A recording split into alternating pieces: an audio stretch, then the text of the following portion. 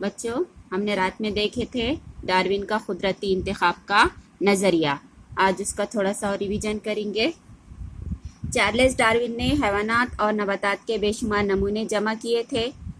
اس نے کیا کرا تھا؟ ڈارون نے نباتات کے حیوانات کے نمونے جمع کیے تھے، مطلب ان کی خصوصیات کیا ہے، کہاں رہتے، کیسے ہے، ارتقاء کیسا ہوا، سب ان کا کیا کرا تھا؟ اکٹھا کرا تھا.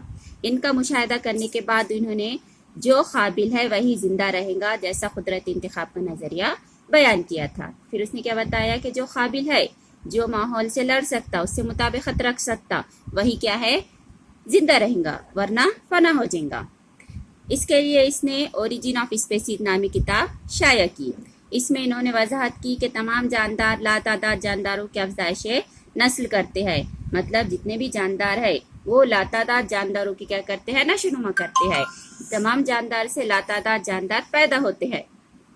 یہ تمام جاندار ایک دوسرے سے مقابلہ کرتے ہیں. پھر یہ جاندار کیا کرتے ہیں؟ ایک دوسرے سے مقابلہ کرتے ہیں. مقابلے اکثر جان لیوا بھی ہوتے ہیں، کیونکہ جن جانداروں میں ضروری خصوصیات موجود ہوتی ہے وہی بچ جاتے ہیں. جن جانداروں میں جو خصوصیات رہتی، جو ماحول سے لڑنے کی خصوصیات رہتی، وہی کیا ہو جاتے ہیں؟ بچ جاتے ہیں. قدرتی انتخاب اس لیے اہم قرار دیا گیا کہ جو باصلاحیت جاندار ہوتے ہیں وہ زندہ رہتے ہیں، باقی مر جاتے ہیں. زندہ حیوانات افزائش نسل کرتے ہیں، یعنی ان کے نشو نما ہوتی ہے، آگے ان کی نوع کیا ہوتی ہے؟ بڑھتے رہتی ہے، اور اپنی نمایاں خصوصیات کے ساتھ نئے جاندار پیدا کرتے ہیں. ڈارون کے قدرتی انتخاب کے اس نظریے کو طویل عرصے تک لوگوں نے کیا کیا؟ قبول کیا، لیکن اس میں بھی کچھ کیا ہوئے؟ اعتراض ہوئے. وہ اعتراض کیا تھے؟ صرف قدرتی انتخاب ہی ارتقاء کا ذمہ دار نہیں ہے. صرف قدرتی انتخاب کو ہی ہم نہیں کہہ سکتے کہ یہ ارتقاء کا ذمہ دار ہے. ڈارون نے مستمل اور غیر مستمل تبدیلی کی وضاحت نہیں کی. کارآمد اور غیر کارآمد تبدیلی کی وضاحت اس نے نہیں کی. پھر سست رفتار تبدیلی اور اچانک تبدیلی کا اظہار نہیں کیا. ارتقاء میں سست رفتار تبدیلی بھی ہوتی ہے، اچانک تبدیلی بھی ہوتی ہے، اس کا اظہار اس نے نہیں کیا. ان اعتراض کے باوجود ڈارون کا ارتقاء سے متعلق کیا گیا کام سنگ میل کی حیثیت رکھتا ہے، مطلب اس کے قدرتی انتخاب کے نظریے کو امپورٹنس ہے. کچھ اعتراض ہے، لیکن پھر بھی اس کا انتخاب کا نظریہ کافی کارآمد ثابت ہوا، اس لیے وہ اہمیت کا حامل ہے. اس کے بعد ہے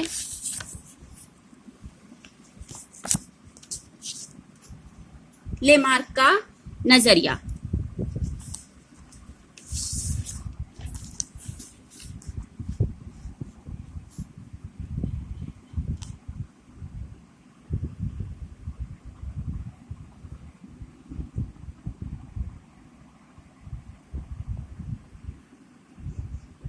لیمارک کا نظریہ کیا ہے؟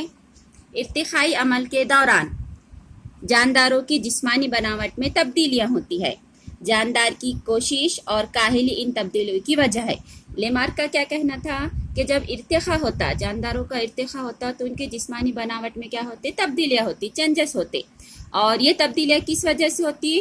وہ جانداروں کی کوشش اور کاہلی کی وجہ سے. مطلب جو جاندار اگر ایک عضو کا استعمال نہیں کر رہا، اس کی میں وہ عضو سے کوشش نہیں کر رہا، اس میں کیا ہو جائیں گی؟ پھر وہ کم ہو جائیں گی، وہ اعضاء اس میں نہیں رہیں گا. اور اگر کوشش کر رہا تو وہ اس کی خصوصیات منتقل ہوں گی اور نئی نسل میں وہ منتقل ہوں گی، ورنہ نہیں ہوں گی. جاندار کی کوشش اور کاہلی ان تبدیلیوں کی وجہ ہے. اس نظریے کو لیمارک نے پیش کیا. اس سے انہوں نے اعضاء کا استعمال اور غیر استعمال نام دیا. مطلب جو اعضاء جاندار استعمال کریں گا، اس سے کوشش کریں گا، تو وہ تبدیل ہوں گی، ورنہ ختم ہو جائیں گی. انہوں نے مزید وضاحت کی کہ زراف نسل در نسل اپنی گردن لمبی کر کے درختوں کے پتے کھانے کی وجہ سے لمبی گردن والے ہو گئے. اب انہوں نے مثال کی وضاحت کی کہ زراف کی پہلے گردن ہو سکتا چھوٹی ہو سکتی، لیکن اس نے کوشش کی، اپنے اعضاء کا استعمال کیا، اور جو اوپر زیادہ اونچائی پہ جو درخت تھے، ٹہنیاں تھی، اسے کھانے کے لیے، اپنے آپ کو زندہ رکھنے کے لیے اس نے کیا کیا؟ اپنی کوشش کی، اعضاء کو، اپنی گردن کا استعمال کیا، تو پھر وہ کیا ہوتے گئی؟ بڑھتے گئی. اسی طرح لوہار کے کندھے گھن کے استعمال کی وجہ سے کیا ہو گئے؟ طاقتور ہو گئے. شتر مرغ، ایمو جیسی پرندوں کے پر استعمال نہ کرنے کی وجہ سے کمزور ہو گئے. ہنس اور بدخ کے پیر پانی میں رہنے سے تیرنے کے قابل ہو گئے، جبکہ سانپ اپنے جسم کو بل میں رینگ کر جانے کے قابل بنانے میں پیر سے محروم ہو گیا. مطلب جو جاندار نے اعضا کا استعمال نہیں کرے وہ اعضا کیا ہو گئے، ان کے اندر کمزور ہو گئے، ختم ہو گئے. یہ تمام مثالیں اخذ کردہ خصوصیات کی شکل میں ایک نسل سے دوسری نسل میں منتقل ہوتی ہے. اسے اخذ کردہ وراثتی خصوصیات کا نظریہ یا لیمارک کا نظریہ کہتے ہیں. کیا ہے اس کا نظریہ؟ ارتقائی عمل کے دوران جانداروں کی جسمانی بناوٹ میں تبدیلی ہوتی ہے. جاندار کی کوشش اور کاہلی ان تبدیلیوں کی کیا ہے؟ وجہ ہے. مخصوص نوعیت کی کوشش کے سبب جسمانی اعضاء کا ارتقاء یا کوشش نہ کرنے سے ہونے والے نقص کو تسلیم کر لیا گیا، لیکن اس کا نسل در نسل منتقل ہونا تسلیم نہیں کیا گیا، کیونکہ خود میں لائی گئی تبدیلی نئی نسل کو منتقل نہیں کی جا سکتی، اسی نسل تک رہ سکتی وہ تبدیلی. اس کی کئی بار جانچ کی گئی اور لیمارک کے نظریے میں غلطی نظر آئی. جاندار کی حیات کے دوران جو خصوصیات اس نے اخذ کی ہے وہ اگلی نسل میں منتقل کی جا سکتی ہے. اسے ہی اخذ کردہ خصوصیات کی جینیات کہتے ہیں. مطلب اس کی بات کو مانا نہیں گیا، زیادہ تسلیم نہیں کیا گیا. اب ہے جماعت کا ظہور. حیوانات اور نباتات کی مختلف انواع کا ظہور ارتقاء کا ہی نتیجہ ہے. مطلب حیوانات اور نباتات کی جو اتنی مختلف قسمیں ہمیں نظر آ رہی ہے وہ کس وجہ سے ہے؟ ارتقاء کی وجہ سے ہے. قدرتی باراوری کے ذریعے باراوار نسل تیار کرنے کی صلاحیت رکھنے والا گروہ کو کیا کہتے ہیں؟ نو کہتے ہیں. قدرتی باراوری مطلب نر زواجے مادہ زواجے سے مل کر جگتا بنتا ہے، جگتے سے پھر اس کی نشو و نما ہوتی ہے، جو نیا جاندار تیار ہوتا ہے، چاہے نباتات میں ہو یا حیوانات میں ہو، وہ کیا کہلاتا ہے؟ قدرتی باراوری. تو قدرتی باراوری کے ذریعے باراوار نسل تیار کرنے کی صلاحیت رکھنے والے گروہ کو کیا کہتے ہیں؟ نو کہتے ہیں. ہر نو مخصوص جغرافیائی ماحول میں نشو و نما پاتی ہے.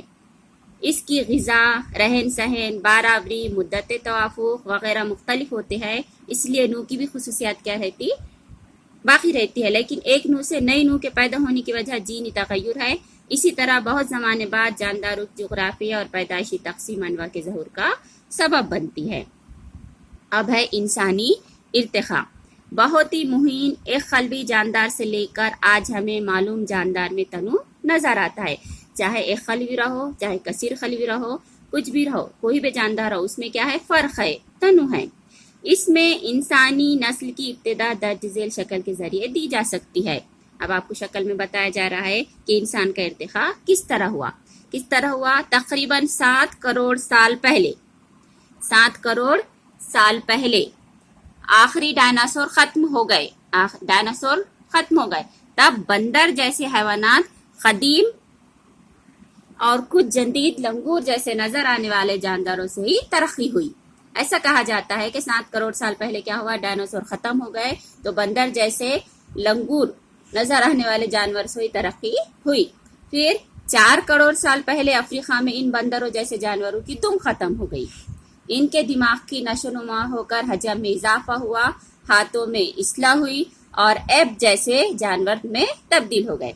عرصے دراز کے بعد یہ ایپ جیسے جانور جنوبی اور جنوب مشرقی ایشیا میں داخل ہوئے اور آخر کار گبن اور اورنگ اوٹان جیسے جانوروں میں تبدیل ہو گئے. ایپ جیسے باقی ماندہ حیوانات افریقہ میں رہ گئے اور تقریباً 2 کروڑ 50 لاکھ سال پہلے ان سے چمپینزی اور گوریلا پیدا ہوئے. تقریباً 2 کروڑ سال پہلے کے ایپ کی کچھ انواع میں مختلف قسم کا اور ارتقاء نظر آیا. پھر غذا پکڑنے اور منہ تک لے جانے اور دوسرے کاموں کے لیے ہاتھوں کا زیادہ استعمال انسان کرنے لگا. موسم کے بتدریج خشک ہو جانے کی وجہ سے اور ناپید ہوتے جنگلات کے سبب ان ایپ کو درختوں سے نیچے اترنا پڑا. ان کی کمر کی ہڈیوں کی نشو و نما ہوئی، وہ گھاس کے میدانوں میں سیدھے کھڑے ہونے لگے. تب ان کے ہاتھ دیگر کاموں کے لیے آزاد ہو گئے. یہ ہاتھوں کا استعمال کرنے اور سیدھے کھڑے رہنے والی انسان نما جاندار تقریباً 2 کروڑ سال پہلے وجود میں آئے. یعنی 7 کروڑ سال پہلے سے کب تک ارتقاء ہوا؟ 2 کروڑ سال تک. پھر اس کے بعد ہے افریقہ کا راماپیتھیکس پہلا انسان نما جانور کہلایا. کیا ہے؟ افریقہ کا راماپیتھیکس پہلا انسان نما جانور کہلایا. یہ ایپ آگے چل کر زیادہ بڑا اور ذہین ہو گیا.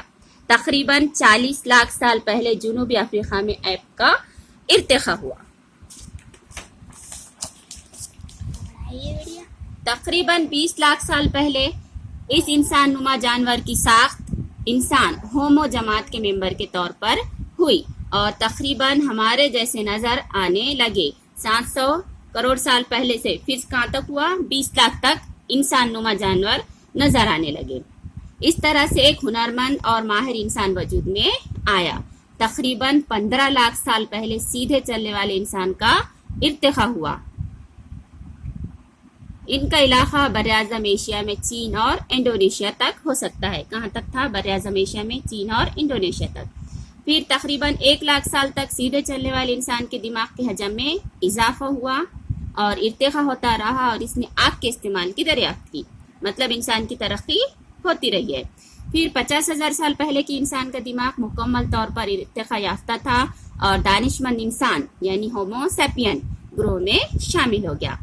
फिर है नेंडरथल इंसान, ज़हीन इंसान जमात की पहली मिसाल तस्लीम किया जा सकता है। ये क्या है? नेंडरथल इंसान ज़हीन इंसान की एक मिसाल है। तकरीबन 50,000 साल पहले क्रोमैग्निन इंसान वजूद में आया। 50,000 साल पहले कौन आया? क्रोमैग्निन इंसान। इसके बाद ये इर्तिखा साबिक़ा की बनिस्बत बहुत तेज़ी से होती रही। तकरीबन 10,000 साल पहले ज़हीन इंसान काश्तकारी करने लगा, मवेशी पालने लगा। इस तरह तहजीब का आगाज़ हुआ। 5,000 साल पहले तहरीर का हुनर दरियाफ्त हुआ और तारीख़ की इब्तिदा हुई। तकरीबन 400 साल पहले जदीद उल्म का सूरज तुलू हुआ और 200 साल पहले सनती इनक़लाब का आगाज़ हुआ। इसने बस्तियाँ बसाई। आज हम यहाँ तक पहुँचे है। इसके बावजूद इंसानी नस्ल के आबा व अजदाद की तफसील की तलाश अब भी जारी है। ये हमारा पहला सबक ख़त्म हुआ।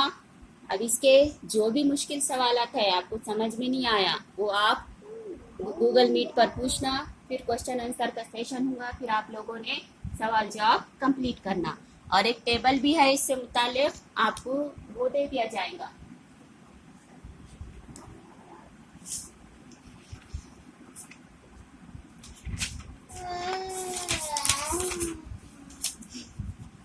एक टेबल है।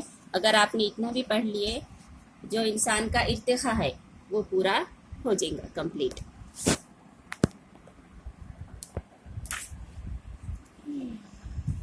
इंसानी इर्तिखा कब हुआ, कहाँ हुआ, क्या हुआ, किसका इर्तिखा हुआ,